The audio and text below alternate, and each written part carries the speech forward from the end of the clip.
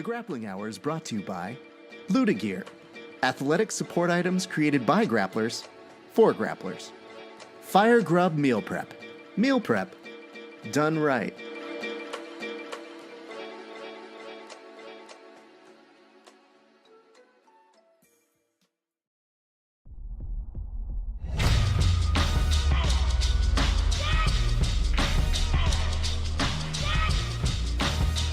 Yeah. Check it out.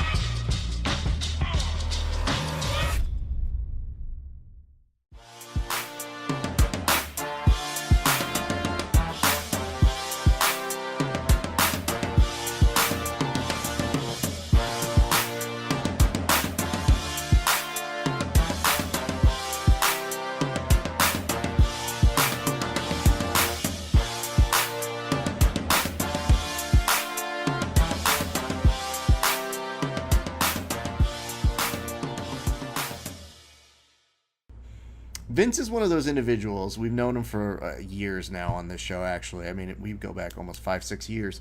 Friend of Verbal Tap, friend of just about everybody. I mean, our buddy Milton fought him once and was like, yeah, he's dope. I like him. Didn't like that he beat me, but, like, he's dope. So it's kind of a cool thing whenever you get the opportunity to pull on people who you know are solid, quality individuals. So Vince just tagged that right now. We're going to go ahead and pull him on. Tell us the who, what, where, when, why. When are you fighting? Who are you fighting? Yes, I'm fighting next week, Friday, November 16th at LFA, of course. Meet LFA number 54. And I'm fighting down in Costa Mesa at the OC Fairgrounds against Joe Murphy. And I'm really excited, man. Joe Murphy was, he was a prospect, a really good prospect about 3 years ago. And he was one of RFA's top guys at the time until he fought my boy Terrion. And yeah, I mean, he's a black belt. He's got great skills on the ground. He's got knockout power. But I've been training my ass off, and this is what I wanted, man. I wanted to fight tough guys with names to prove that I belong, not just at the top of the LFA, but in the UFC. Is it weird to have somebody that you, share a fight with both you and Terrion? What was Terrion's reaction when you told him, like, oh yeah, I'm going to be fighting him next? No, it's a good fight. I mean, for all of us that train together all the time, we know what level we're at, mm-hmm. and he knows it's going to be tough too. But that's a great matchup for me. Still, people have been sleeping on me. I feel like I'm the Kyle Kuzma of MMA right now, man. You feel that people are sleeping on you still? Yeah, I really do, to be honest. I think, the guys in the gym that I train with, mm-hmm. and, the guys at Black House and stuff, I've been going over there getting a bunch of work in. They know what's up, and I'm going out there every single time. I'm proving that I'm that level of a fighter, man. And I'm just really excited to fight yet another challenging, tough opponent and then go show the world that I'm up there, man. But don't you, have belts that would suggest otherwise? Like, at a certain point, just from the most basic of levels, you would say, well, this guy's won belts, so, I mean, maybe we should figure he's a thing. Yeah, I mean, at the amateur level, I won that U of MMA belt and defended it. And, I have 3 fights, 3 fights in the LFA and 3 wins in the LFA. I'm ranked number 4 right now on Access TV. So that's all great, but I want to be there in the UFC. I know I can fight those guys and dominate those guys right now. So I'm just excited to go and prove it yet again. That makes sense. And again, I guess I say this as somebody who has trained with you and is very familiar with what you do.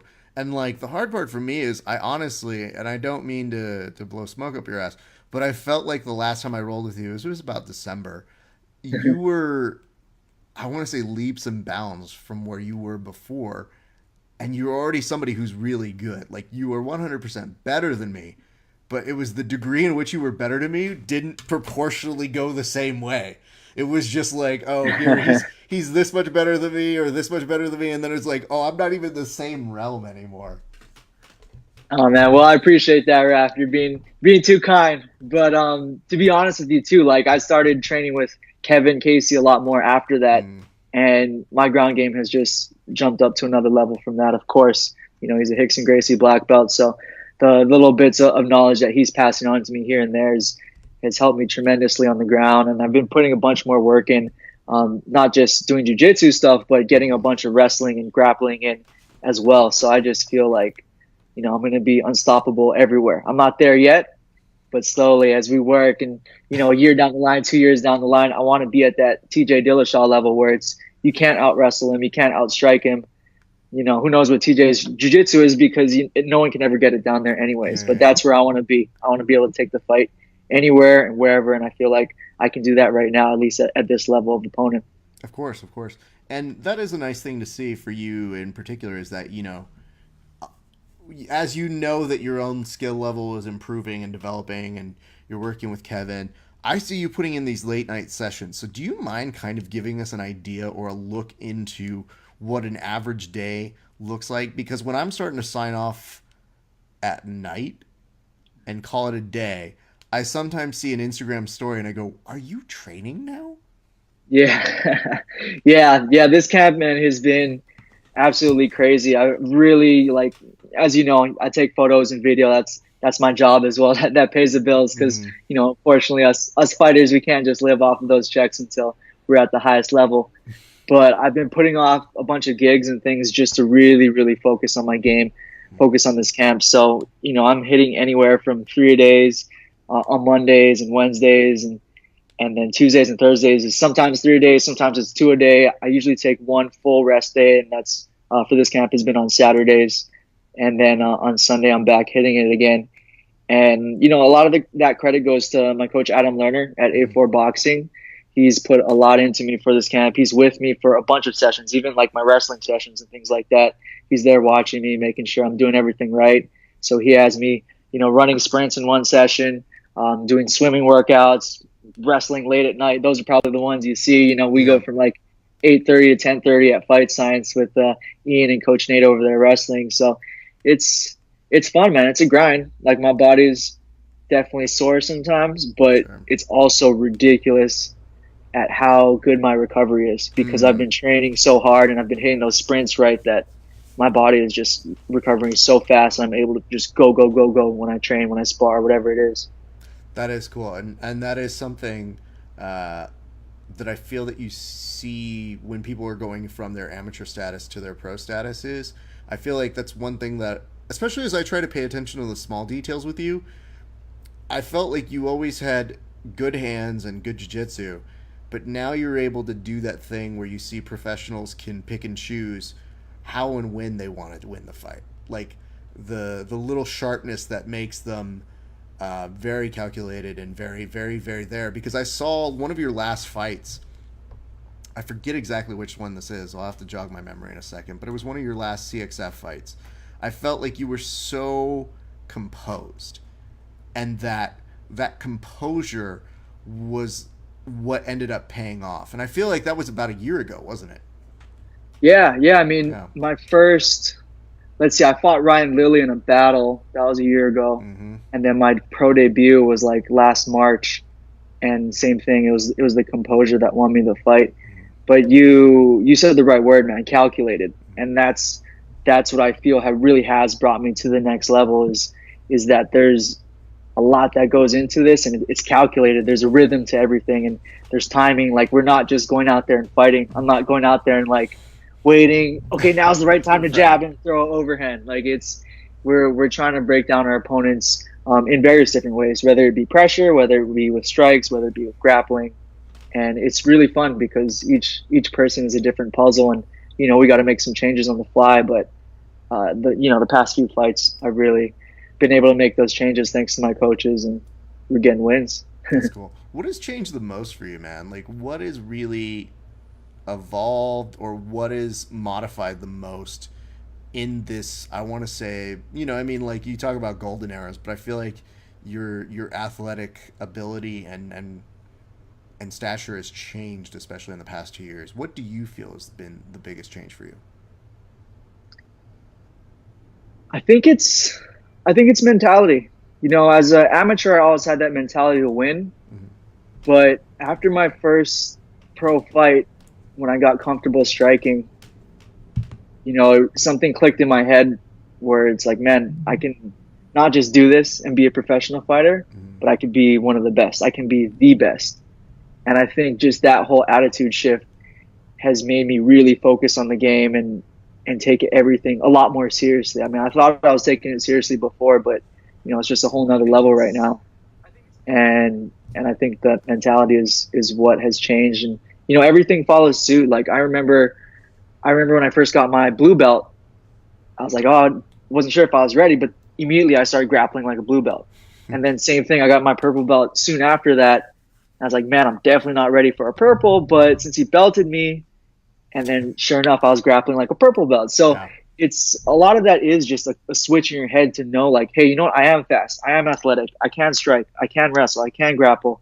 And that switch in my head from being, I can be a professional to I can be the best professional. Sure. That's really what changed everything for me. I mean, I remember when you did get your purple. I remember you being like, I don't know. I remember you telling me that, and I was like, this is absurd. Like, one of the things that I always tell people is I say, I'm not here to tell you I know everything about grappling. I don't. But what I do know is you can kind of feel people's different power levels. And I always felt that there's a really fun element to the way that you grapple. And then I felt like once you understood that you had that as a solid foundation, you concentrate on your hands. And I saw your hands get even more emphasis in being even better. And then when I see you over there working with the guys over at Black House, you can't know what you know about Black House without realizing your wrestling game is going to improve as well. Like, your specific all-around game is going to come up as well with that sort of rising tide sort of perspective. Yeah, I mean, absolutely. It's that iron sharpens iron mentality. And it isn't a thing where you need to jump ship from small gyms to big gyms. But I'm blessed to be able to still have my own coaches, still have my smaller focused work, and then also go to Black House and, mix it up with the big boys, mix it up with that whole iron sharpens iron type of thing. So training with a bunch of UFC guys, Bellator guys, it's great for me to be able to kind of blend my whole camp and be able to get that kind of work. Well, it's always funny because I look around and I'm like, at any given point in a 2-week span, it's all of you are fighting. Like, you just look around and you go, oh, they got 2 weeks. Then in a month, it's somebody else. But I feel like you guys are almost everywhere. I know that Blake is on the same card as you as well. So that should be we got Troop over there. I think that Kalen's on it as well. He's from Black House. He's a prospect. He's been knocking everybody out. I think he's like 3-0 now, but the past 2 LFAs have been vicious knockouts. So pretty sure he's on it. I don't know if that's set or anything, but yeah, man, we're going out there. We're gonna do work. You've been you're fascinating in this realm, which is you're one of those people who loves Kobe Bryant, and you picked up the book. I know for sure. I got it right here. Oh Jesus, this is gonna seem way more planned than it really is. Yeah, no, It's not planned. It's not at all planned. It was right there, though. Clear. What is it about Kobe Bryant? Because I've heard people talk about this, and we had a guest by the name of Tex Johnson who was on earlier who talked about it for himself in a similar but different way. He was talking about it more from the idea that you need to find your darkness. So I don't know that we're going to go that route. But he was saying that for certain athletes, in order for them to perform and get to that place, they have to be at a certain mentality and go from there. What is it about Kobe Bryant? I'm more concerned for your question line. Like, what is it that aligns you with him, and what makes you drawn toward that mentality? Yeah, well, just briefly touching on the darkness, that's an old Carl Jung idea of interacting and integrating with your shadow, that shadow side. So, I agree with whoever mentioned that. That's definitely a big part of being not just an athlete, but a human, being able to touch into that darkness and realize that you have that inside of you, and rather than rejecting it, just accepting it and using it to your advantage. So, that's a big part of it. But yeah, what's appealing to me about the whole mentality is just that, I guess that ferocity of trying to be the greatest and really just going through the process and not just working your way through the day and knowing like, oh, I gotta get that workout in, and then I'll be cool. Then I have some time off. It's no, I know I gotta rehab my ankles. So Kobe talks a lot about his ankles in there and all the little injuries that he had. So all the rehab stuff, all the different workouts. It's about his family too. Like there's that hilarious meme where it's Kobe and his daughters, and it's after he retires. Like, so what y'all like to do? I don't know if you've seen that one. Yeah, I have seen but that. in the book, he mentions too, like he had a choice of leaving his family or doing basketball stuff or giving up sleep. So he just gave up sleep in order to see his family and do the stuff he needs to do. So the whole thing about it is really just everyone knows the things they need to do to get it done, to be great. But Kobe is one of the few guys that actually did it and just went through that process and worked hard. So I think just using him as an example, for me, it's just very inspiring. And surely, I mean, it's elevated my game because he's been my favorite player since day one I started watching basketball, and Pop's a huge Laker fan. So it was cool to have that book come out, especially in the middle of my camp, because it's just making me all fired up. It is interesting because you do see like there is a certain connecting thread. He may not be the same sport as you, but there are definitely things that people can cross apply, and that sort of mentality of doing that. Are you finding that with other things as well? Because I knew Kobe was an instant thing because I see you post about him, and I know you really do identify with that. But there are other things that you're drawing in from outside as well. Yeah, I mean, sorry, other thing, drawing outside from... Just wondering if you're drawing from outside of, the realm of sports, because I know you're always reading a book, and I see that's a really cool thing when you see a fighter get into camp and you get a perspective as to where they might be, because you see how you're getting from a difference of opinions or philosophies that then play a role in that. So are you pulling from anywhere else as well? Well, absolutely. It's trying to be a better human, reaching my fullest potential. Mm-hmm. And so, there's a book by Robert Greene that just came out the same day as Kobe's book.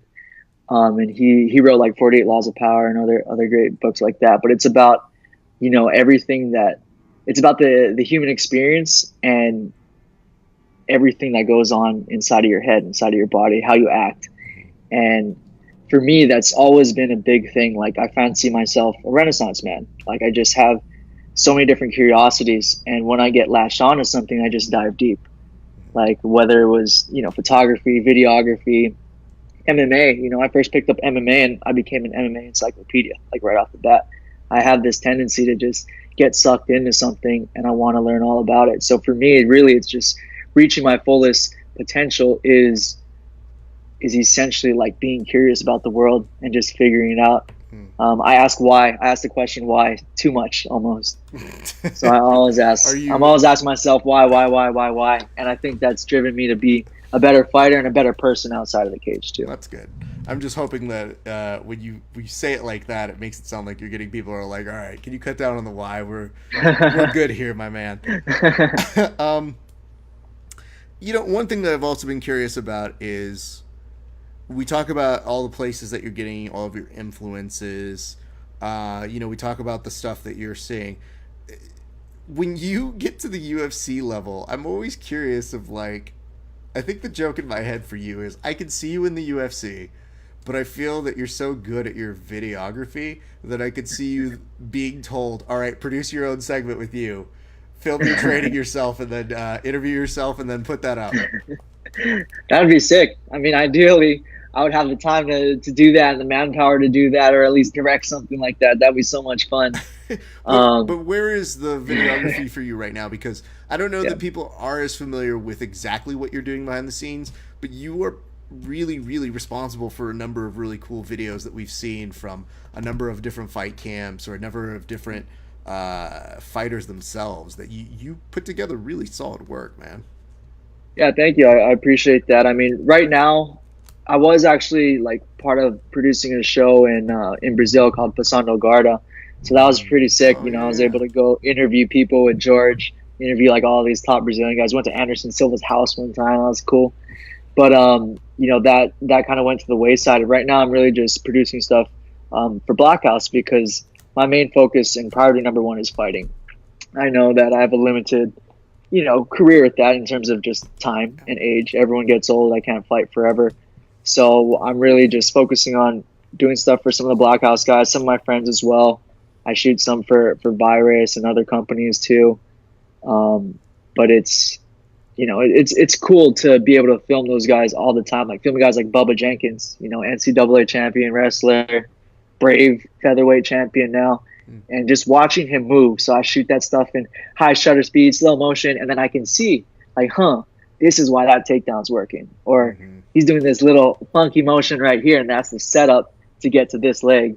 And so being able to do that with guys like Bubba, guys like Kevin Casey, all of Kenny Johnson's wrestling classes, it all kind of adds up for me. It helps a lot, and it's just fun. So I'm very blessed and lucky to have a job like that.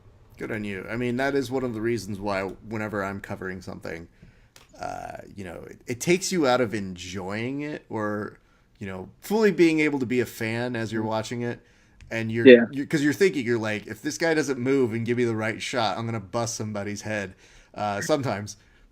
Yeah. But when it's at its purest, if I'm covering an event, I'm doing photography, I do get those peering looks at like, oh man, I get to see how they set this up. And I see how they transition, and I do that. So sometimes it is the best seat in the house, is just through the viewfinder, which I'm always really, really excited about. Let me ask this. You've been doing a lot of stuff all over the place. I know you have family in Hawaii. Were you able to get back there, I could think, relatively recently, right? Yeah, I went back, what was that, in August or so with my fiance. We went to her house in the Big Island, and then we went to my island, Oahu. And my family has a restaurant out there called, it's the Boiling Crab. I don't know if you guys heard of it. It's a bomb-ass seafood place. But we have, my family owns the one out in Hawaii. But, Hawaii it's an awesome place. I love getting out there. I wish I could go more. It's just everything's up here, Sure. I got 2 cats now. I used to have a dog when my girl took him to vet school, so I got to stay up here.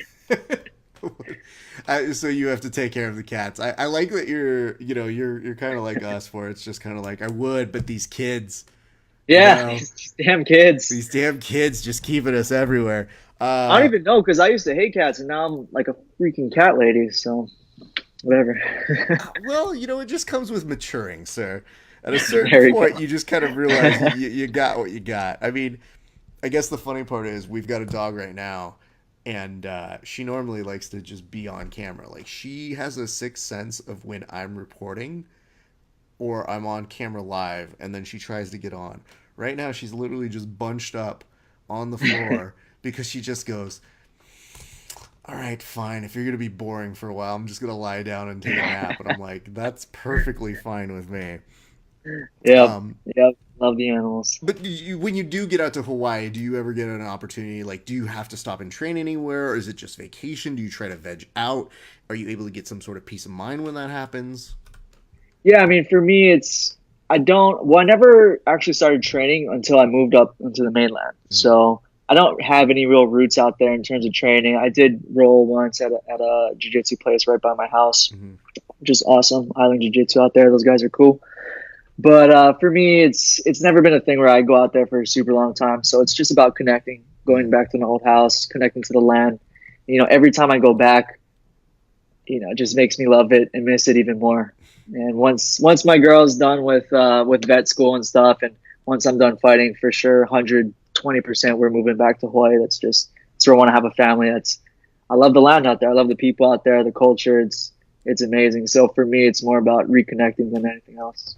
Now, you mentioned engagement. When does that happen? When do you guys do that? Yeah, she gets breaks every 4 months or so. So she has a 2-week vacation in April, and we're gonna get married in April, and probably head out to Barcelona right after that. Enjoy a quick honeymoon, and hopefully, I'll be fighting for a belt or in the UFC right after that. Okay. Just making sure, because I mean, the worst part about fighters is the best laid plans always have something that come up. So I'm just hoping that they do you a solid and that there's not a series of fights. Did you look at a calendar to make sure there's not UFCs coming around that time? No, I haven't looked that far in advance, but it is what it is. If I get a call, then then we got to take that. But the timing seems about right for anything. You know, if I fight now in November, probably get another fight in March or so if it's still in the LFA. And you know, if I get called up, it'd probably be a short notice type of thing, anyways. So, you know, we'll just see. We'll take everything as it comes. Here's something that bodes well for you, though. The UFC comes to Anaheim in January. Bellator is also here in January. So it looks like they probably don't make that next rotation around for a little while. So usually that's the first one that happens for the guys, is always that Bellator and UFC. They go, well, we're here, so who you got? Yeah, exactly. Yeah, that would be ideal, man. If I can get when I get this finish, you know, make it a spectacular finish, and you know, hopefully, I know I'm ready, and I just want to keep putting myself out there and show the world what's up.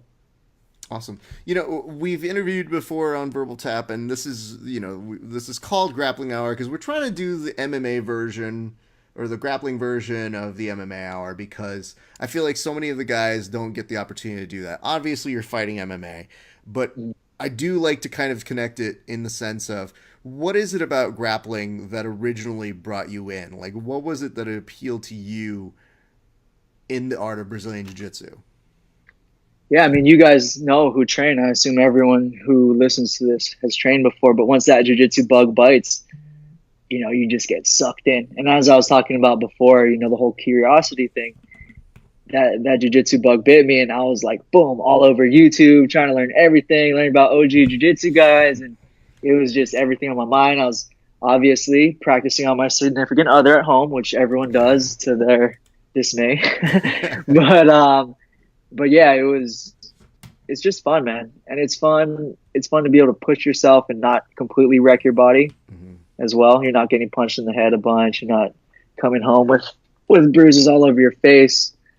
But jiu-jitsu is just, it's an amazing sport, and it's crazy the different levels to it as well. Like when you start to train with either different instructors or different people, it's nuts. Like last year when Cobrinho was getting ready for ADCC, I got to do a couple of rounds with him because he was coming in for wrestling at Black House, at Kenny Johnson's classes, and being able to just go with him a few times was like, damn, there's just whole nother level. Once it hits the ground, like he was just on your back, just like that. And it's really cool to feel that level of player.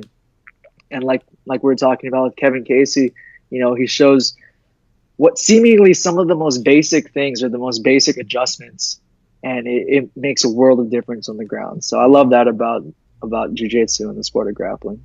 I know you mentioned that you'll probably be back in Hawaii once you're kind of done with the MMA scene, but would you ever entertain doing more super fights and grappling matches if they didn't interfere with your MMA career? Yeah, I mean, if it doesn't interfere with the MMA, absolutely. But maybe, I know, like, I have that competitive fire in me. I've always had it. That's why I got into MMA. I was a major soccer player at first. Shout out to Paradise Soccer Club. They're big out in Hawaii, but these guys, they're a sponsor, baby. Go check them out.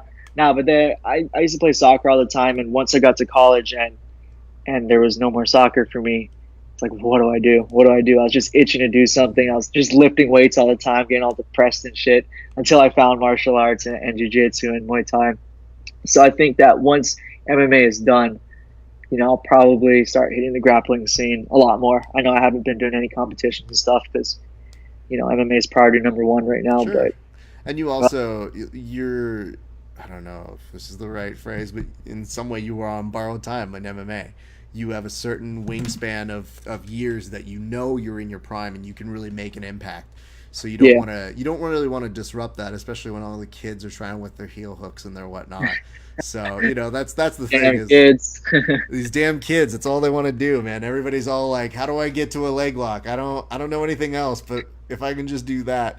So that's the one thing that I know, and I feel like it's cool because I see that you have that skill and that talent, and obviously you are inclined to go the route of MMA. But the nice thing about grappling is you can do it forever, you know. So that is the nice part about us. And really, when you're retired at MMA age, it's still, you're in the realm of being really okay to do grappling and jiu-jitsu and put on really high caliber matches. So I'm just putting that bug out there. You do with it what you will. Yeah, no, I'll definitely get. The main thing for me is too, I just can't get fat, especially if I move back home to Hawaii. All the food is too good out there, so I'm definitely gonna have to be grappling a bunch, working out and stuff. But So what is fat I'll be to on the you? gym Because team. you, like, I don't know you as anything other. Like, you don't have a Dima story where you came down in weight. You don't have, like, those things. Like, I think you at your fattest has just been whatever I've seen you at, which is almost consistently the same. The only difference is sometimes when you're fighting, you're just more shredded. No, well, I used to have a gummy bear problem back in the day. I wasn't too heavy, but one time after an amateur fight, I just pounded so much sugar, my body wasn't used to it, and I got swollen with edema. So I went from 135 to I think it was 165 in like 2 days or 3 days No way. because of all the sugar and whatever was going on with my liver and stuff. Like I wasn't pissing anything out. So I was just huge and fat. And after that, that kind of really shook me. So I was like, all right, I got to stay on my diet, especially the week after the fight, which is the hardest thing to do. Yeah. And then I'm never going to let myself get that big. I mean, I don't know what it is, but you fighters are not smart in some way, and I don't know what the connecting thread is. A guy you fought, who's a friend of mine now, but at the time I was not as close or knew him as well, but Milton, who you fought years ago, which is always nice because there is a moment where I have to do the like, oh yeah, Vince is like a homie of mine, and I wasn't rooting for you then. But now we know each other, we're friends. And he's like, dude, he goes, Vince is the shit. I like him a lot. And I go, that's dope. Yeah, Milton's a cool guy, man. You find that with MMA a lot too, is more often than not, you almost become, not, I want to say friends with the dudes you fought, but there's that mutual level of respect, especially when you share blood in there and share a battle. Me and Milton had a crazy battle. So, absolutely, respect to him. He's killing it. But he told me, not in confidence, just in regular, normal conversation, when we're talking about weight cuts, and he just goes, yeah, man, I miss gummy bears. And I go, that's what you have to cut out? The rest of us who are old have to cut out, like, literally everything else. And you idiot kids just come over and go, like, I don't know why I'm not losing any weight, or what are you eating? Well, these gummy bears, but that's nothing.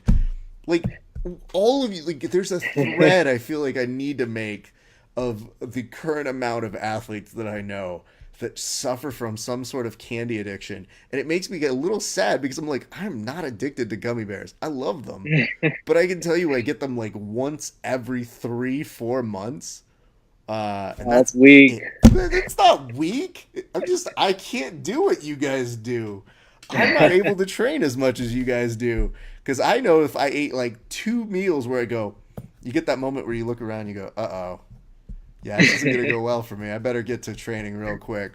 On Sunday, I actually just asked one of our friends, who's a really good grappling round for me. We just finished an hour straight of wrestling. And the night before, I had all-you-can-eat sushi. And he looks at me and he goes, hey, anybody want to get a round? And I was like, I don't. But I ate too much, so I have to. So I'm paying for it right now. And it was a terrible round for me. Anyway, hey, that's a secret though, right there. And I've realized through this fight camp when we were doing our hard ass sprints, and because I'm killing my body so much, literally sugar like the gummy bears and stuff. Although I haven't been eating gummy bears, I've been like pouring honey down my mouth. But you can have that stuff right after you do like just a crazy hard wipeout workout. So for all you guys out there that are wondering, you can still eat your gummy bears.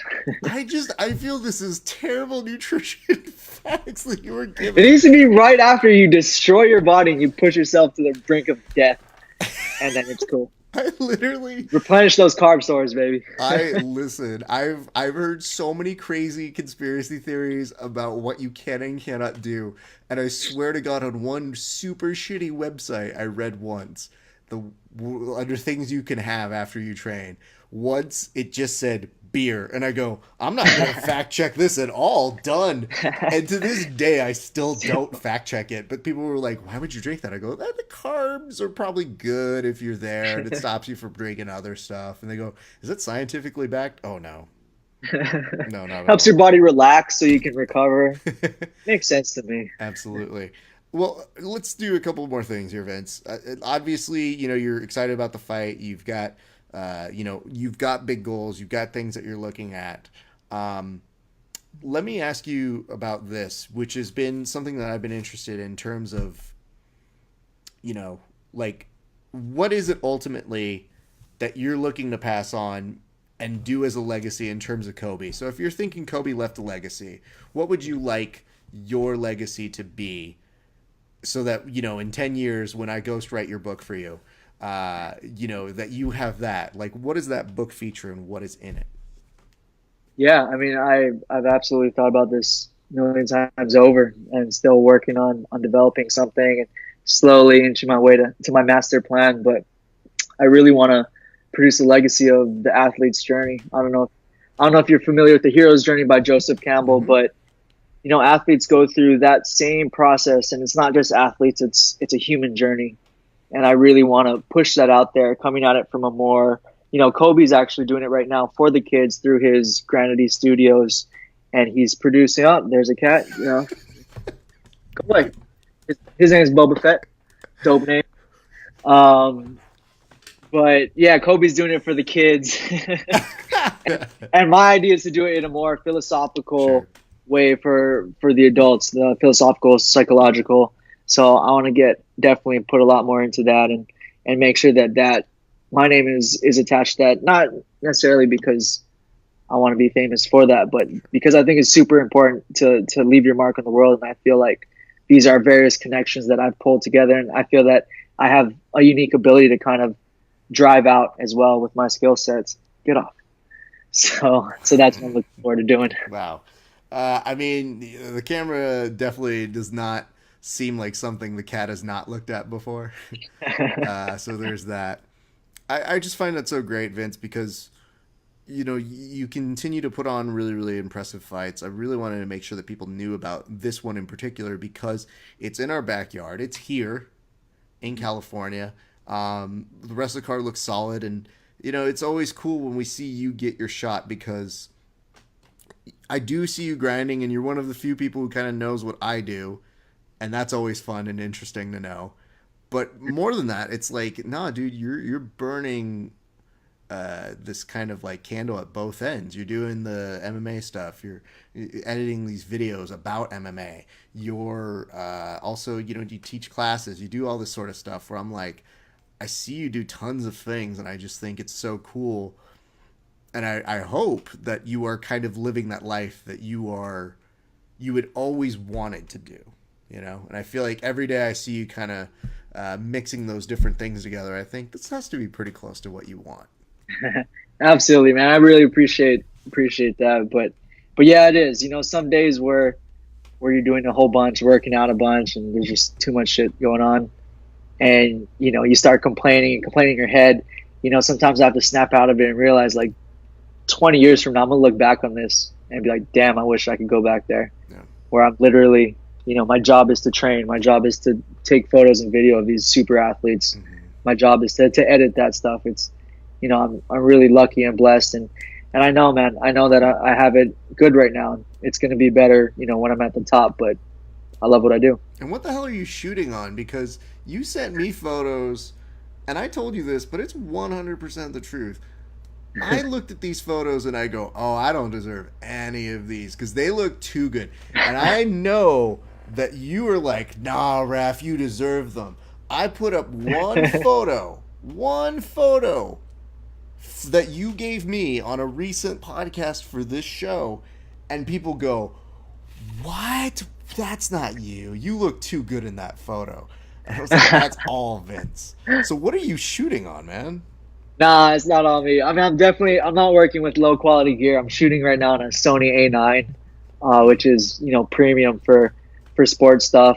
I got a 24 to 70 G Master on that bad boy. I wish I could get more lenses and things. Sometimes I shoot an 85 or 35, but yeah, it's, with the eye and everything, like, that matters. Mm-hmm. And then on top of that, when you have the gear too, then it adds a lot more. So I've been lucky to start my way from the bottom and use shitty stuff and develop that eye, develop the framing, and work my way up. I I wish I could take more time and only shoot, because that would be really fun.